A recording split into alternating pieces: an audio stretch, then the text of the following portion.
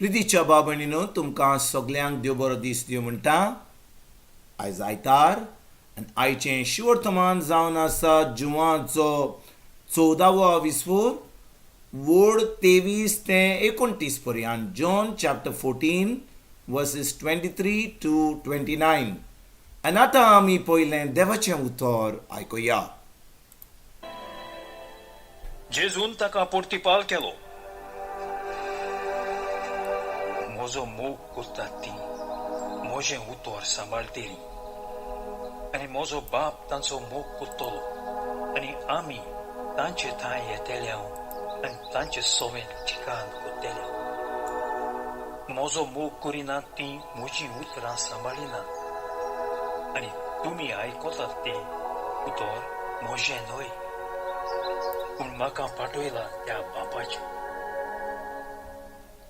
तुमचे मोदें आसतना हांवें तुमकां ह्यो वस्तू सांगल्यो पूण बाप म्हजे नांवीं तुमकां धाडटलो तो शारोती म्हणजे पवित्र आत्मो तुमकां सगळें शिकयतलो आनी हांवें तुमकां सांगलां तें सगळें तुमच्या मनांत.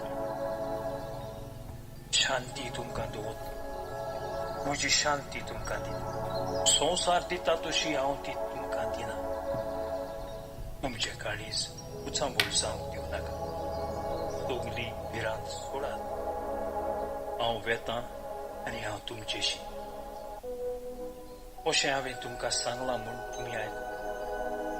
तुमी म्हजो मोग केल्लो जाल्यार हांव बापाशी वेतां तो बरीच जातो आसलें. कित्याक बाप म्हजे ओन व्हड. हें घडोवन आयल्या उपरांत तुमी भावार दवरचे का? आतां हें घडचे आदीं हांवें तुमकां. प्रितीच्या बाबणीनो आयचें शिवर्तमान जें आमी आतांच वाचलां तातूंत जेजू आमकां 2 वस्तू चोत्रायेन सांगता. पयली वोड म्हणल्यार ही 23वी वोड. जेजू कितें म्हणटा? तो म्हणटा म्हजो मोग करतात ती म्हजें उतर सांबाळटलीन आनी म्हजो बाप तांचो मोग करतलो आनी आमी तांच्या थंय येतल्याव आनी ताचें सवें ठिकाण करतल्याव. हातून वाचता जेजू म्हणटा म्हजो मोग करतात ती म्हजें उतर सांबाळटात. म्हणटच भाव भयणीनो आमी खूब जाणां म्हणटा देव आमचो मोग करता, देव म्हजो खरो मोग करता. वय तो मोग करता पूण कोणाचो मोग करता? जो कोण ताजें उतर सांबाळटा तोच जेजूचो मोग करता. म्हणटच देव सगल्यांचो मोग करता पूण आमी ताजो मोग करता काय? कित्याक भाव भयणीनो देवाचें उतर आमकां सांगता की देव जावन आसा मोग. God is love. ताचें स्वयं मोगाचें तो ताणें आमकां रोचल्यान मोगाक लागून तो सगळ्या मनशांचो मोग करता. तो पातक्यांचो पासून मोग करता. सो कोण ताका आजून वळखना तांचो पासून मोग करता. पूण कोण ताजो मोग करता परतून? जेजू म्हणटा म्हजो मोग करतात ती म्हजें उतर सांबाळटा. म्हणटच आमी देवाचो मोग अनुभवला जाल्यार आमी खरेपणी ह्या देवान जें आमकां रोचला ताका आमी वखता जाल्यार आतां आमी ताजें उतर पाळटलें, ताजें उतर आमी सांबाळटलें. जेजू म्हणटा जो कोण ताजो मोग करता ताजें उतर सांबाळटा.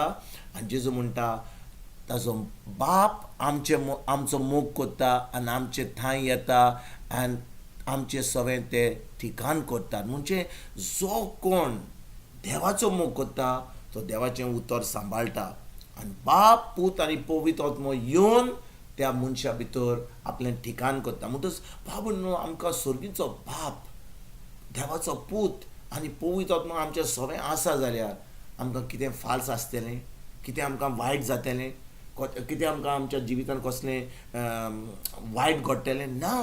वय आमच्या जिवितांत त्रास येत, आमच्या जिवितांत दुमाळो येत कित्याक आमी ह्या संवसारांत आसा. पूण देव आमकां सांबाळटलो कित्याक ताणें आमकां सांगलां की जो कोण ताजें उतर पाळटा ताका देव सांबाळून दवरता. आनी ताचे फुडें भाव भयणीनो जेजू कितें सांगता आमकां? तो म्हणटा 26 वोडेन पूण बाप म्हजे नांवीन तुमकां धाडटलो तो शारोती म्हणजे पवित्र आत्मो तुमकां सगळें शिकयतलो आनी हांवें तुमकां सांगलां तें सगळं तुमकां तुमच्या मनान हाडटलो. म्हणटच भाव भयणीनो, जेजू जेन्ना ह्या संवसारान आसलो 2000 वर्सां पयलीं, तो शिकयतालो, तो लोकांक म्हणजे उमेदीन सगळें बरें करतालो. पूण जेजू ह्या संवसारान येवन खुर्सार वचोन मेलो, पुनरुज्जीवन जालो आनी सर्गीच्या बापा कडेन वचोन उजव्यात बसला. पूण ताणें शारोती धाडला, ताणें पवित्र आत्मो धाडला. म्हणटच आतां जें काम जेजू ह्या संवसारान कोत्तालो तें काम आतां पवित्र आत्मो कोत्ता. आनी पवित्र आत्म्याचें काम जावन आसा आमकां देवाचें उतर शिकोवपाक. जें जेजून आमकां सांगलां तें आमकां कळून दिवपाक, जेजूचें उतर आमकां सोंपें करपाक, जेजूचें उतर आमकां जेजूच्या उतराची आमकां सजमणी दिवपाक. म्हणटच भाव भयणीनो, जेन्ना पवित्र आत्मो आमचे भितर येता, जेन्ना आमी जेजूचें सत मानता, पवित्र आत्मो आमकां उतर शिकयता, तें सोंपें करता, आमकां सजमणी दिता. आनी तितलेंच न्हय भाव भयणीनो, देवाचें उतर आमकां सांगता, जेजू म्हणटा हांवें तुमकां सांगलां तें सगळं तुमच्या मनान हाडटा. म्हणटच पवित्र आत्म्याचें काम फकत आमकां शिकोवपाक न्हय, पूण पवित्र आत्म्याचें काम आमच्या मनान हाडपाक. खूब लोक म्हणटा हांव विसरतां, म्हाका उतर जें आयकतां, कितें म्हाका शर्माव दिला वा कितें म्हाका उतर हांवें आयकलां तें म्हज्या मनान येना. कित्याक येना? कित्याक आमी फकत तें उतर आयकता, पोत्तून आमी घरा वचोन तें पवित्र पुस्तक उक्तें करून आमी थंयसर त्या उतराचेर नियाळ करिना.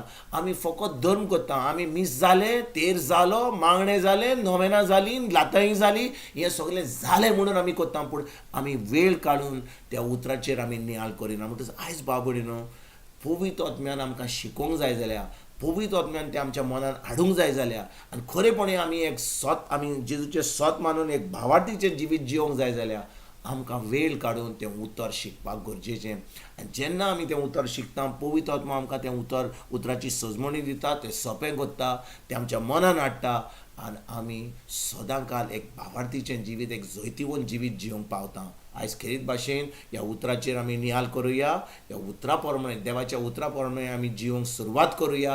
आनी जेन्ना आमी तें सदां काल करता, एक थाराव घेता, तेन्ना भाव भयणीनो, जें जिवीत आमकां जेजून आमकां सांगलां, एक जैतिवंत जिवीत, जेन्ना ताणें खुर्सार म्हणलें सगळें सोंपारलें आनी आमकां एक जैतिवंत जिवीत दिलें, तें जैतिवंत जिवीत जिवंक आयज थान आमी सुरवात करुया. तुमकां आनी तुमच्या फॅमिलीक एक बरो दीस आवडेता. आनी परतून तुमचे कडेन उलोवपाक फाल्यां हाजीर जातलो. तुमकां सगल्यांक आमच्या सर्वंडारा जेजूची कृपा, आमच्या सर्गीच्या बापाचो मोग आनी पवित्र आत्म्याचो एकवट तुमकां आनी तुमच्या फॅमिलीक हांव आवडयता.